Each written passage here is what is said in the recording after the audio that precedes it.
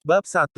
Rencana Rahasia Istri. Suara deru mobil Honda CR-V terbaru itu berhenti tepat di depan pagar rumah kontrakan minimalis kami. Aku segera menghapus peluh di dahi dengan ujung daster yang sudah agak menipis warnanya. Dengan langkah terburu, aku membukakan pintu, menyambut suamiku, Mas Rangga, yang baru saja pulang bekerja. Wajahnya tampak lelah, namun tetap tampan dengan kemeja slim fit yang membungkus tubuh tegapnya. Ia adalah manajer di sebuah perusahaan properti ternama. Setidaknya, itulah yang tetangga tahu. Namun bagiku, ia adalah teka-teki yang sulit kupecahkan selama 3 tahun pernikahan kami. Mas sudah pulang. Mau mandi dulu atau langsung makan? Aku sudah masak sayur lodeh dan tempe goreng kesukaan Mas, ucapku lembut sambil meraih tas kerjanya. Mas Rangga tidak menjawab. Ia hanya bergumam pendek, lalu melangkah masuk dan duduk di sofa ruang tamu yang busanya sudah mulai kempes. Ia mengeluarkan dompet kulitnya, lalu meletakkan selembar uang Rp50.000 di atas meja. Ini untuk belanja besok, ucapnya datar. Aku tertegun melihat uang itu. 50.000. Di tahun 2026, uang sejumlah itu hanya cukup untuk membeli cabai, bawang, sedikit sayur, dan mungkin setengah kilo telur. Itu pun jika aku tidak membeli sabun cuci piring yang sudah habis sejak kemarin. Mas, kalau boleh, bisa ditambah sedikit. Sabun cuci baju dan pewangi lantai sudah habis. Belum lagi token listrik sepertinya tinggal 2.000, ujarku dengan nada sehati-hati mungkin, takut menyinggung egonya. Rangga mendongak. Matanya yang tajam menatapku dengan tatapan meremehkan. 50.000 itu banyak, Arini. Kalau kamu pintar mengaturnya, itu lebih dari cukup. Ibu saja dulu bisa membesarkanku dan adikku dengan uang yang lebih sedikit dari itu. Kamu saja yang tidak becus mengatur keuangan dapur. Hatiku mencelos. Perbandingan dengan ibu mertua adalah senjata pamungkas yang selalu ia gunakan untuk membungkamku. Tapi Mas, harga-harga sekarang sudah naik. Aku bahkan tidak pernah beli baju baru atau bedak sejak setahun lalu. Sudahlah. Potongnya kasar sembari bangkit berdiri. Jangan jadi istri yang kufur nikmat. Aku ini kerja banting tulang, bisnis kantor lagi sulit, ekonomi sedang tidak stabil. Harusnya kamu prihatin, bukan malah menuntut ini itu. Ia melangkah masuk ke kamar, membanting pintu dengan keras hingga debu-debu di plafon kontrakan kami seolah ikut luruh. Aku hanya bisa menghela napas panjang, meremas uang 50.000 itu di telapak tanganku yang kasar karena terlalu banyak mencuci manual. Pukul 7 malam, suasana meja makan terasa dingin, sedingin sayur lodeh yang sudah kupanaskan berkali-kali. Di sana tidak hanya ada aku dan Mas Rangga, tapi juga ibu mertuaku, Bu Lastri, dan adik iparku, Sheila, yang memang sering mampir untuk makan malam. Ibu mertuaku menyendok sayur lodeh ke piringnya dengan wajah masam. Ia mengaduk-aduk isi piringnya seolah sedang mencari harta karun yang tidak ada. Lodeh lagi, Arini. Kemarin lodeh, sekarang lodeh. Apa kamu tidak bisa masak yang agak bergengsi sedikit? Rendang, atau minimal ayam goreng kek? Kasihan Rangga, pulang kerja capek-capek cuma dikasih makan tempe begini, keluh Bu Lastri dengan suara melengking. Maaf, Bu. Uang belanjanya memang baru cukup untuk ini, jawabku pelan. Sheila, yang sibuk memainkan iPhone terbaru di tangannya, mendengus. Alah, Mbak Arini mah emang nggak kreatif. Tadi aku lihat di TikTok, uang 50.000 bisa kok dapat ayam sama sayur lengkap. Banyak aja kali yang jajan di luar diem-diem. Sheila, Mbak nggak pernah jajan di luar, belaku. Sudah. Rangga menengahi dengan nada tidak sabar. Ibu, nanti Rangga kasih uang tambahan buat ibu beli vitamin. Arini memang begini, Bu. Orangnya kolot, nggak pinter variasi masakan. Rangga kemudian mengeluarkan ponselnya. Oh iya, Sheila, besok kamu cek saldo rekeningmu ya. Mas sudah kirim 2 juta buat kamu beli sepatu yang kamu mau itu. Katanya mau ada acara kampus, kan? Dek, jantungku serasa berhenti berdetak sesaat. 2 juta. Untuk sepasang sepatu adik iparku, Mas Rangga bisa mengeluarkan uang jutaan dalam sekejap tanpa berpikir panjang. Sementara untukku, istrinya yang mengurus segala kebutuhannya dari bangun tidur hingga memejamkan mata, aku harus mengemis hanya untuk tambahan Rp10.000 guna membeli sabun cuci. Wah, beneran Mas. Makasih ya, Mas Rangga emang kakak terbaik. Nggak kayak yang di sebelah, bisanya cuma ngabisin duit tapi masaknya tempe terus, sindir Sheila sambil melirikku sinis. Ibu mertuaku tersenyum lebar. Nah, gitu dong Rangga.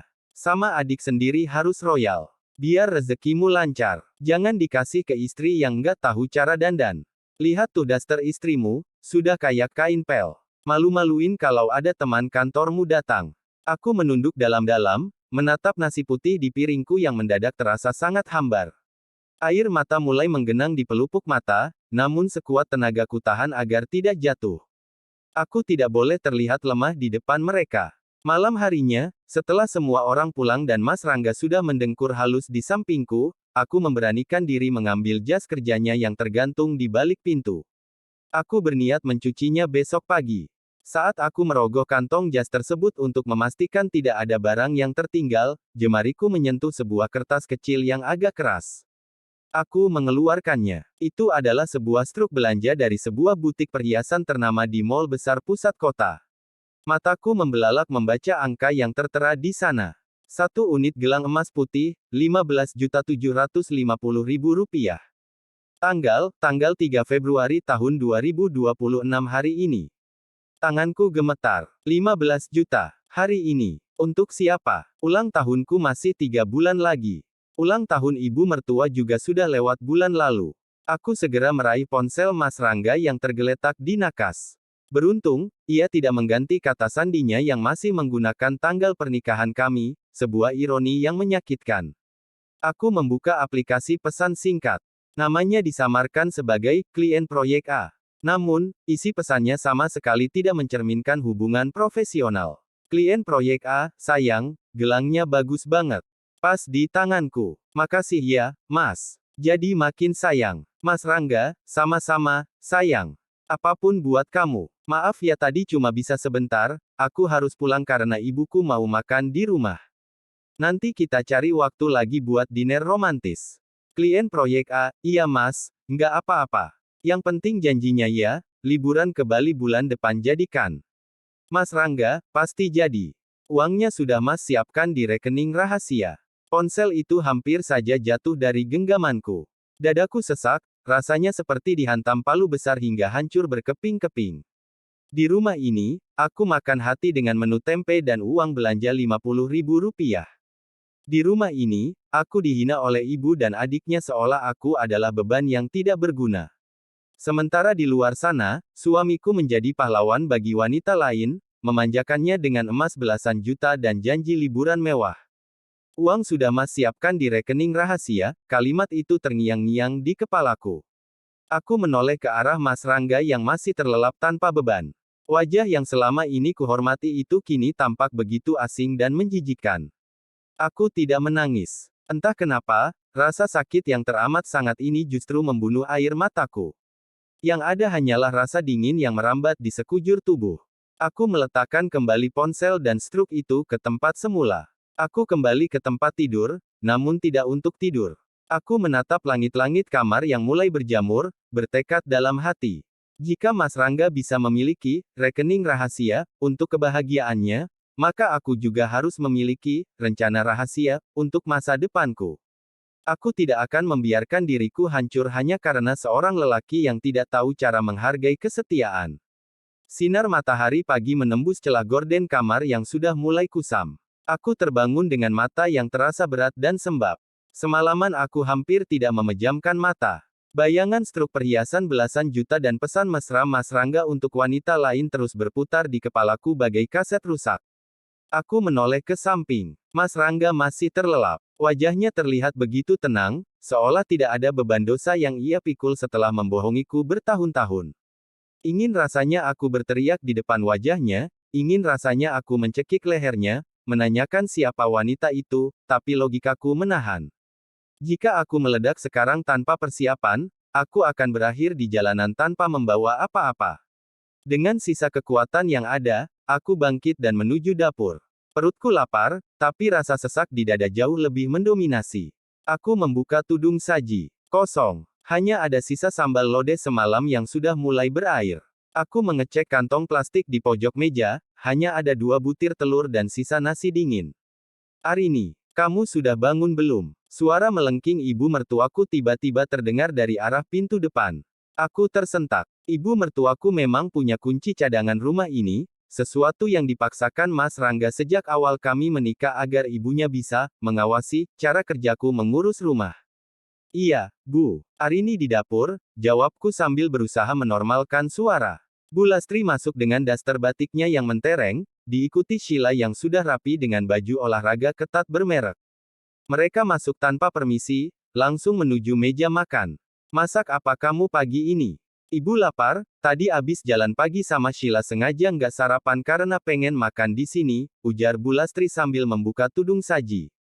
Wajahnya langsung berubah kecut saat melihat isinya. Ya Tuhan, Arini, kamu mau kasih makan apa suamimu? Cuma nasi dingin sama sisa lodeh basi ini. Uang belanja yang dikasih Mas Rangga kemarin sudah habis untuk makan malam kita semua, Bu. Ini tinggal sisa bahan yang ada, jawabku berusaha tenang meski tanganku mulai gemetar. Halah, alasan saja kamu. Seru Sheila sambil mencibir. Mbak Arini ini sebenarnya males aja ke pasar pagi-pagi. Padahal kalau niat, ke tukang sayur depan juga dapat tempe segar. Masa kakakku yang capek cari duit dikasih makan sisa? Mas Rangga keluar dari kamar dengan wajah segar setelah mandi. Ia sudah rapi dengan kemeja birunya. Ada apa sih pagi-pagi sudah ribut? Tanya Rangga datar. Ini loh, enggak, istrimu ini keterlaluan. Masa dia mau kasih kamu sarapan sayur basi semalam? Padahal ibu sudah lapar sekali, adu Bu Lastri dengan nada yang didramatisir. Rangga menatap ke arah meja makan, lalu menatapku dengan tatapan dingin yang menusuk. Arini, kan sudah kubilang, atur uang itu yang benar. Masa setiap pagi masalahnya selalu makanan? Kamu sengaja mau bikin aku sakit perut biar nggak bisa kerja.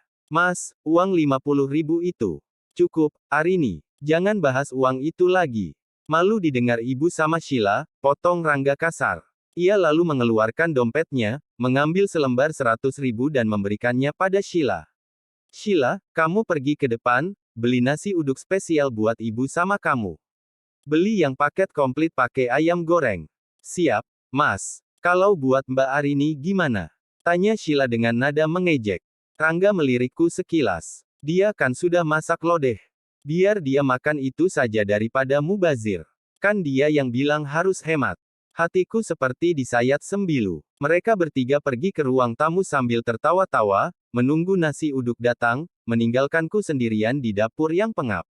Aku melihat mereka melalui celah pintu, Mas Rangga tampak begitu perhatian menyeka keringat di dahi ibunya, sementara kepadaku, ia bahkan tidak pernah bertanya apakah aku sudah makan atau belum. Aku duduk di kursi kayu dapur yang sudah goyang. Kupaksakan menyuap nasi dingin dengan sisa lodeh yang sebenarnya sudah mulai asam di lidahku. Setiap kunyahan terasa seperti menelan kerikil.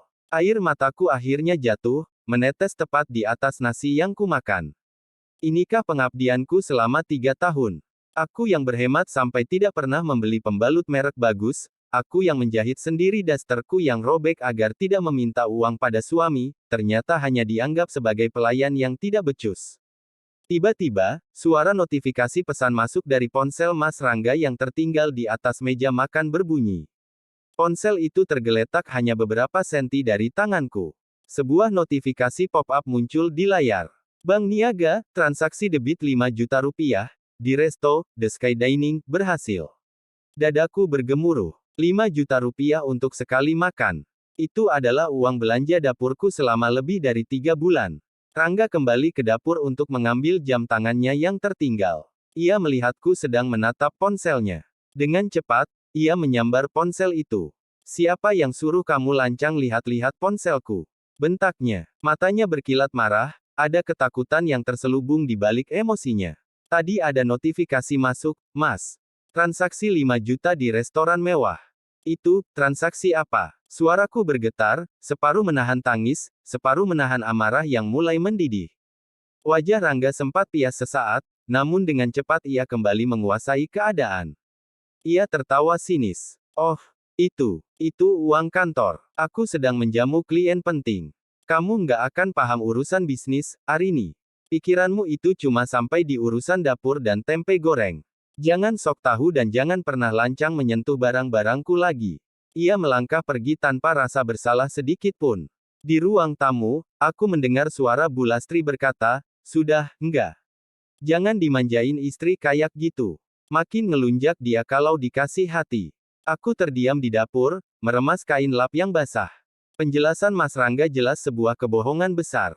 Mana ada uang kantor masuk ke rekening pribadi dan dilaporkan sebagai transaksi debit langsung. Di saat itulah, sebuah tekad bulat muncul di benakku. Aku tidak bisa terus-menerus begini. Jika aku terus menjadi Arini yang penurut, aku akan mati perlahan dalam kehinaan ini. Aku harus mencari tahu siapa wanita itu. Aku harus mencari tahu di mana Mas Rangga menyembunyikan rekening rahasia itu. Dan yang paling penting, aku harus punya uang sendiri. Uang yang tidak perlu kuminta dengan mengemis padanya.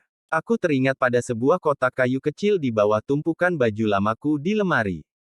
Isinya adalah satu-satunya harta yang kupunya, sebuah cincin emas seberat 2 gram pemberian almarhumah ibuku. Maafkan Arini, Bu. Arini harus pakai cincin ini untuk modal awal kebebasan Arini. Saat sukses, Arini akan ganti dan akan Arini sumbangkan berkali lipat buat ibu. Ya Allah, tolong aku kali ini. Aku melangkah pelan menuju kamar setelah memastikan Mas Rangga, Ibu, dan Sheila selesai menghabiskan sarapan nasi uduk mereka. Aroma gurih santan dan ayam goreng masih tertinggal di udara, seolah mengejek perutku yang hanya diisi nasi dingin dan sayur asam. Di ruang tamu, mereka masih asyik bersenda gurau. Tawa Sheila yang melengking terdengar begitu puas, sementara suara ibu mertuaku yang membanggakan kesuksesan Rangga terus mengalir tanpa henti. Kamu dengar itu, Sheila?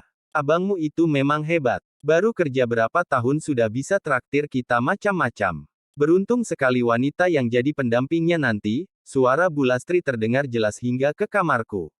Nanti, maksud ibu, Mbak Arini sekarang nggak beruntung. Sahut Sheila diiringi tawa kecil yang sinis. Hush, kamu ini. Maksud ibu, Rangga itu berlian. Sayang kalau cuma disimpan di dalam kotak yang kusam dan berdebu. Berlian itu harusnya bersinar, didampingi yang selevel, jawab ibu lagi. Dadaku sesak mendengarnya. Mereka bahkan tidak lagi berusaha merendahkan suaranya. Bagiku, rumah ini bukan lagi tempat berteduh, melainkan penjara dengan sipir yang kejam. Aku segera menutup pintu kamar rapat-rapat. Dengan tangan gemetar, aku berlutut di depan lemari pakaian kami, atau lebih tepatnya, lemari Mas Rangga. Hampir 3/4 bagian lemari itu penuh dengan kemeja bermerek, jas, dan celana kain miliknya yang selalu kusetrika dengan rapi setiap malam. Milikku hanya menyisakan satu sudut kecil berisi beberapa daster, rok lama, dan beberapa potong baju yang warnanya sudah pudar. Aku merogoh bagian paling bawah, di balik tumpukan kain sarung yang jarang dipakai. Di sana, terdapat sebuah kotak kayu kecil bermotif bunga matahari yang sudah mengelupas catnya. Kotak itu adalah saksi bisu masa remajaku, tempat aku menyimpan sedikit kenangan tentang ibu. Kubuka tutupnya. Di sana, melingkar sebuah cincin emas polos yang tipis. Hanya 2 gram. Aku ingat betul saat ibu memberikannya padaku sebelum beliau tiada. Untuk keadaan darurat, nduk, pesannya waktu itu. Air mataku jatuh mengenai permukaan kotak kayu tersebut. Maafkan Arini, Bu. Arini benar-benar dalam keadaan darurat sekarang. Bukan hanya perut Arini yang lapar, tapi harga diri Arini sedang diinjak-injak sampai habis, bisikku lirih. Aku segera menyelipkan cincin itu ke dalam saku dasterku. Aku harus segera menjualnya. Tapi bagaimana caranya aku keluar rumah tanpa dicurigai? Arini, keluar kamu. Gedoran keras di pintu kamar membuatku tersentak. Itu suara Sheila. Aku segera menghapus air mata dan merapikan letak lemari agar tidak terlihat habis digeledah. Begitu kubuka pintu, Sheila sudah berdiri dengan tangan bersedekap di dada. Matanya menyapu seisi kamarku dengan tatapan menghina. Apalagi, Sheila? Tanyaku, berusaha menjaga suaraku agar tetap datar. Di ruang tamu banyak remah-remah nasi sama plastik bekas sarapan. Bersihin gih. Jangan cuma tahu numpang tidur sama makan aja di sini. Mas Rangga sudah berangkat kerja, ibu juga mau aku antar ke butik. Jangan sampai pas ibu balik nanti rumah masih berantakan, perintahnya seenak jidat. Mas Rangga sudah berangkat. Aku memastikan. Tadi aku terlalu fokus di kamar hingga tidak mendengar suara mobilnya keluar. Iya, baru saja. Tadi dia bilang ada rapat mendadak sama klien, pentingnya itu. Makanya, buruan bersihin meja. Aku mau pergi juga. Sheila berbalik tanpa menunggu jawabanku. Aku menghela napas. Klien penting. Kata-kata itu kini terdengar seperti belati yang menghujam jantungku. Setelah memastikan mereka benar-benar pergi dengan motor Matic Sheila, aku segera mengganti dasterku dengan baju yang paling layak yang kupunya, sebuah gamis coklat tua yang kubeli di pasar kaget 2 tahun lalu. Aku menutupi wajah kusamku dengan jilbab lebar, lalu bergegas keluar rumah. Aku berjalan kaki sejauh 1 kilometer menuju jalan raya agar tidak ada tetangga yang melihatku naik angkot. Di bawah terik matahari pagi yang mulai menyengat, pikiranku melayang pada struk belanja 15 juta dan transaksi 5 juta di restoran mewah itu. Total 20 juta dalam 1 hari. Sementara aku harus memutar otak demi sisa kembalian 1.000 rupiah dari tukang sayur. Sesampainya di sebuah toko emas kecil di pinggir jalan, aku ragu sejenak. Jika aku menjual cincin ini, aku benar-benar tidak punya simpanan apapun lagi. Namun, jika aku diam saja, aku akan terus menjadi keset di rumah Mas Rangga. Mau jual atau beli, Mbak? Tanya pelayan toko emas dengan ramah. Jual, Mas. Ini cincinnya, aku menyerahkan hartaku yang paling berharga. Prosesnya cepat. Karena harga emas sedang naik, aku mendapatkan uang sebesar 4.600.000 rupiah. Bagi Mas Rangga, mungkin ini hanya uang receh yang bisa ia habiskan dalam sekali duduk. Tapi bagiku, ini adalah modal perang. Setelah dari toko emas, aku tidak langsung pulang. Aku menuju ke sebuah warung internet yang letaknya agak tersembunyi. Aku tahu, aku tidak bisa menyelidiki lewat ponsel Mas Rangga secara leluasa. Dia sangat protektif sekarang. Aku duduk di pojok warnet yang sepi. Tanganku gemetar saat mengetikkan nama, The Sky Dining, di mesin pencari. Itu adalah restoran mewah di lantai 50 sebuah gedung pencakar langit. Menu termurahnya saja seharga 500.000 rupiah. Hatiku perih. Bayangan Mas Rangga tertawa bersama wanita lain di sana, sambil menikmati pemandangan kota, sementara aku berkeringat di dapur kontrakan yang pengap, membuat dadaku sesak luar biasa. Lalu, aku teringat notifikasi pesan pagi tadi. Klien proyek A. Aku mencoba mengingat-ingat foto profil di WhatsApp Mas Rangga tadi pagi. Foto itu hanya gambar bunga, tapi namanya, aku yakin Mas Rangga menyimpan sesuatu di sana. Aku mencoba mencari akun media sosial Mas Rangga yang jarang ia perlihatkan padaku. Akun Instagramnya dikunci, tapi aku melihat jumlah pengikutnya bertambah. Dengan tangan masih gemetar, aku membuat akun palsu. Aku menggunakan foto pemandangan acak. Aku mencari di bagian pengikut akun Mas Rangga yang bisa terlihat sedikit lewat saran teman. Tiba-tiba, mataku terpaku pada sebuah nama, Valeri garis bawah Putri. Di foto profilnya, wanita itu tampak begitu cantik dengan rambut pirang hasil balayage yang rapi. Ia mengenakan kacamata hitam besar dan duduk di dalam sebuah mobil yang sangat kukenali. Interior mobil itu mobil Mas Rangga. Ada pengharum ruangan berbentuk beruang yang dulu kupilihkan, namun Mas Rangga bilang sudah dibuang karena bau. Ternyata masih ada di sana. Aku menelusuri akun Valeri itu. Akunnya tidak dikunci. Jantungku berdegup kencang saat melihat postingan terbarunya 6 jam yang lalu. Foto sebuah tangan dengan gelang emas putih yang berkilau. Captionnya singkat namun mematikan, Latte birthday gift from my favorite man. Thanks, Mas R. You know how to treat aku in. Mas R. Gelang itu persis dengan yang ada di struk yang kutemukan. Aku menutup mulutku agar isak tangisku tidak terdengar oleh orang lain di warnet. Jadi ini orangnya. Wanita yang disebutnya sebagai klien. Wanita yang diberi makan 5 juta rupiah sementara istrinya di rumah hanya diberi sisa lodeh. Duniaku serasa runtuh. Ingin rasanya aku pingsan saat itu juga, tapi aku ingat uang di saku gamisku. Uang ini harus menjadi peluru pertamaku. Aku segera keluar dari warnet dengan langkah terhuyung. Namun, saat aku baru saja keluar dari pintu warnet, sebuah mobil mewah berwarna hitam berhenti tepat di depan toko seberang. Pintu terbuka, dan seorang pria turun dengan gagahnya. Itu Mas Rangga.